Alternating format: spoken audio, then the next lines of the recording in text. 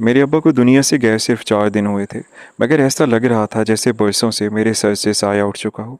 घर का हर कोना मुझे उनकी याद दिलाता था। दरवाजे के पास रखी वो पुरानी कुर्सी जिस पर वो असर के बाद बैठकर चाय पीते थे। सहन में नीम का दरख्त जिसके नीचे वो अक्सर मुझे अपने पास बिठाकर ज़िंदगी की बातें समझाते। और उनका कमरा जहाँ अब भी उनके कपड़ों से उनकी खुशबू आ रही थी। मैं हर चंद लम्हों बाद वहाँ जाकर उनकी चादर को सीने से लगा लेती और बेख्तियार होने लगती। मेरी माँ बरसों पहले फौत हो चुकी थी, इसलिए अब्बा ही मेरी पूरी दुनिया थे।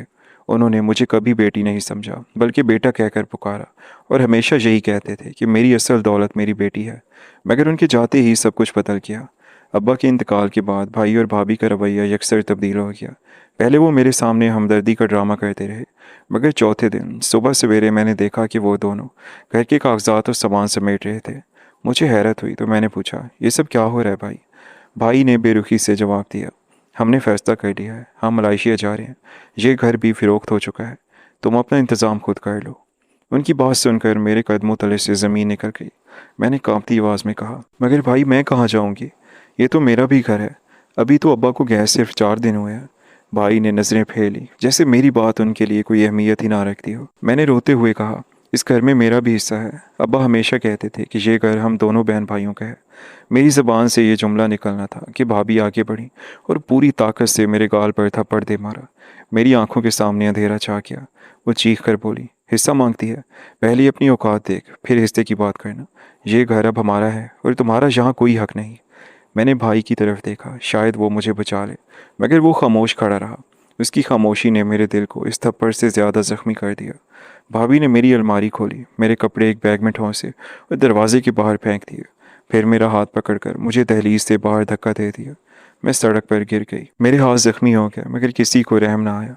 मैंने आखिरी बार अपने घर की तरफ देखा, जहाँ मैंने बचपन गुजारा था, जहाँ माँ की यादें थीं, जहाँ अब्बा की आवाज़ गूंजती थी, मगर दरवाज़ा मेरे मुंह पर बंद हो चुका था। मैं देर तक दरवाज़ा पीटती रही, मगर किसी ने ना खोला।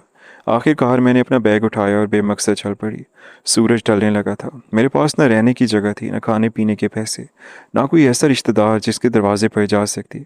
आखिर मेरे कदम खुद ब खुद कब्रिस्तान की तरफ उठ गया, जहाँ चंद दिन पहले हमने अब्बा को सुपुर्द खाक किया था। मैं उनकी कब्र के पास जाकर बैठ गई। मट्टी अभी तक नहीं थी। मैंने कांपते हाथों से कब्र को छुआ और फूट फूट कर रोने लगी। अब्बा, आपने तो कहा था मैं कभी अकेली नहीं होंगी, मगर देखें, आज आपके जाते ही मुझे मेरे अपने घर से निकाल दिया गया है। मेरे पास अब कोई नहीं रहा। न जाने क्यों जब घर से निकली बहुत खौफजदा थी। जब अब्बा की कब्र के पास बैठ गई, ऐसा लगा अब्बा मेरे साथ हैं, मेरे पास हैं, मुझे कोई नुकसान नहीं पहुंचा सकता। मैं अकेली नहीं हूँ। अजीब तहफ़्फ़ुज़ का एहसास हुआ, जैसे अब्बा की ज़िंदगी में होता था। हालांकि अब्बा तो मनो मट्टी तले सो रहे थे। उस दिन के बाद मेरी ज़िंदगी इसी कब्र के गिर्द रुक गई। सुबह होती तो मैं फातिहा पढ़ती, दोपहर को दरख्त के साए में बैठ जाती, शाम होती तो फिर कब्र से लिपट कर रोती, रात को वहीं सर रख कर सो जाती। कब्र का रखवाला मुझे देखता तो अफसोस से सर हिला देता, मगर कुछ न कहता। शायद उससे भी मेरी बेबसी पर तरस आता था। एक सुबह जब मेरी आंख खुली तो मैं हैरान रह गई। मेरे सरहाने एक साफ बर्तन में गर्म खाना रखा हुआ था, साथ ठंडे पानी की बोतल भी थी। मैंने इधर उधर देखा, मगर वहाँ कोई नहीं था। खाने के साथ एक छोटा सा कागज़ रखा था, जिस पर सिर्फ एक जुमला लिखा हुआ था, तुम्हारा बाप तुम्हारे साथ है बेटी। मेरी आंखों से आंसू बहने लगे। मैंने सोचा शायद किसी ने मुझ पर तरस खाकर ये सब रखा है, मगर ये जुमला मेरे दिल में अजीब सी कैफियत छोड़ गया। अगले दिन फिर यही हुआ। उससे अगले दिन भी जब मैं सोकर उठती, मेरे पास ताज़ा खाना, पानी और वही जुमला लिखा हुआ ख़त मौजूद होता, तुम्हारा बाप तुम्हारे साथ है बेटी। मैंने कब्रिस्तान के रखवाले से पूछा, मगर उसने कसम खाकर कहा कि उसने किसी को आते जाते नहीं देखा। मेरी हैरत बढ़ती जा रही थी। आखिर कौन था जो हर रोज़ मेरी भूख का ख्याल रखता था और ये जुमला क्यों लिखता था? एक रात मैंने फैसला कर लिया कि आज मैं सोऊंगी नहीं, मैं सोने का नाटक करूंगी ताकि देख सकूं ये खाना रखने वाला कौन है। मैंने आंखें बंद कर ली और सांस भी आहिस्ता आहिस्ता लेने लगी। आधी रात गुजर गई। कब्रिस्तान में मुकम्मल खामोशी थी। अचानक मुझे कदमों की हल्की सी चाप सुनाई दी। कोई शख्स आहिस्ता आहिस्ता मेरे करीब आ रहा था। मैंने पलकों की बारीक दर से देखा तो जो मंजर मेरी आंखों के सामने आया, उसे देखकर मेरे होश उड़ गए। मैंने डर के मारे अपनी सांस तक रोक ली। वो शख्स आहिस्ता आहिस्ता मेरे करीब आया। उसके हाथ में एक थैला था, जिसमें से ताज़ा खाने की खुशबू आ रही थी। दूसरे हाथ में पानी की बोतल थी। उसने पहले बहुत एहतराम से अब्बा की कब्र के पास खड़े होकर फातिहा पढ़ी, फिर झुक कर कब्र की मिट्टी को हाथ लगाया और अपनी आंखों से लगा लिया। इसके बाद उसने खाना और पानी मेरे सरहाने रख दिया और जेब से वही सफ़ेद कागज़ निकाल कर इस पर चंद लफ्ज़ लिखे। फिर इसे बर्तन के नीचे दबा दिया। मैंने अभी तक आंखें बंद रखी थीं, मगर दिल ज़ोर ज़ोर से धड़क रहा था। अचानक वो शख्स आहिस्ता से बोला, बेटी अब ज़्यादा देर यहाँ मत रहना। तुम्हारे अब्बा ने मुझे तुम्हारी हिफाजत की जिम्मेदारी दी थी और मैं अपना वादा निभा रहा हूँ। ये आवाज़ मेरे लिए बिल्कुल अजनबी थी, मगर इसके लहजे में ऐसी शफकत थी कि मेरी आंखों से आंसू निकल आए। मैं मज़ीद बर्दाश्त ना कर सकी और फ़ौरन उठ कर बैठ गई। वो शख्स चौंक गया। शायद उसे उम्मीद नहीं थी कि मैं जाग रही हूँ। वो पलट कर जाने लगा, मगर मैंने रोते हुए कहा, खुदा के लिए रुक जाए, आप कौन हैं और मेरे अब्बा का नाम क्यों ले रहे हैं? वो चंद लम्हे खामोश खड़ा रहा, फिर आहिस्ता से मेरी तरफ मुड़ा। उसके चेहरे पर सफ़ेद दाढ़ी थी, उम्र 60 बरस के करीब होगी। आंखों में अजीब सी नमी थी। उसने धीरे से कहा, अगर मैं तुम्हें सब कुछ बता दूं तो शायद तुम्हें यकीन ना आए। मैंने कहा, अब मेरे पास खोने को कुछ भी नहीं रहा, सच बता दीजिए। वो मेरे सामने कब्र के पास बैठ गया और बोला, तुम्हारे अब्बा ने मेरी जान बचाई थी।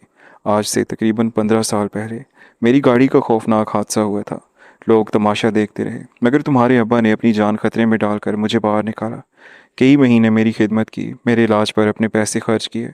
मैंने बहुत कोशिश की कि उनका एहसान उतार सकूं, मगर वो हमेशा यही कहते थे, अगर कभी मेरी बेटी को मेरी ज़रूरत के बाद तुम्हारी ज़रूरत पड़े तो उसे कभी अकेला मत छोड़ना। मैंने उस वक्त उनसे वादा किया था कि जब तक ज़िंदा हूँ उनकी बेटी पर कोई मुसीबत नहीं आने दूंगा। मेरी आंखों से आंसू मुसलसल बह रहे थे। मैंने हैरत से पूछा, मगर आपको कैसे पता चला कि मेरे साथ ये सब हुआ है? वो बोले, तुम्हारे अब्बा की वफ़ात की खबर मुझे मिली तो मैं जनाजे में आया था। वहाँ मैंने तुम्हारे भाई और भाभी की बातें सुन ली थी। वो उस वक्त घर भेजने और तुम्हें निकालने का मंसूबा बना रहे थे।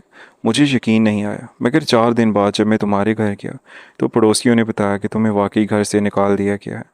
मैंने पूरा शहर छान मारा, फिर ख्याल आया तुम अपने अब्बा से बहुत मोहब्बत करती हो, ज़रूर उनकी कब्र पर आओगी, और मेरा अंदाज़ा दुरुस्त निकला। मैंने सिसकते हुए कहा, अगर आप जानते थे तो सामने क्यों नहीं आए? मुझे इस हाल में क्यों रहने दिया? वो अफसरदा होकर बोले, मैं चाहता था पहले यकीन कर लूँ कि तुम वाकई यहीं रहना चाहती हो, और ये भी देखना चाहता था कि तुम्हारा भाई कभी अपने ज़मीर की आवाज़ पर वापस आता है या नहीं, मगर वो एक बार भी तुम्हें देखने नहीं आया। इसलिए अब मैं तुम्हें यहाँ मज़ीद नहीं रहने दूँगा। मैंने नज़रें झुका ली और कहा, मगर मैं किसी पर बोझ नहीं बनना चाहती। वो हल्का सा मुस्कुराया और बोला, तुम बोझ नहीं हो बेटा, तुम एक अमानत हो और अमानत को संभालना फ़र्ज़ होता है। फिर उसने जेब से एक पुराना लिफाफा निकाला और मेरी तरफ बढ़ा दिया। इस पर मेरे अब्बा की लिखाई थी।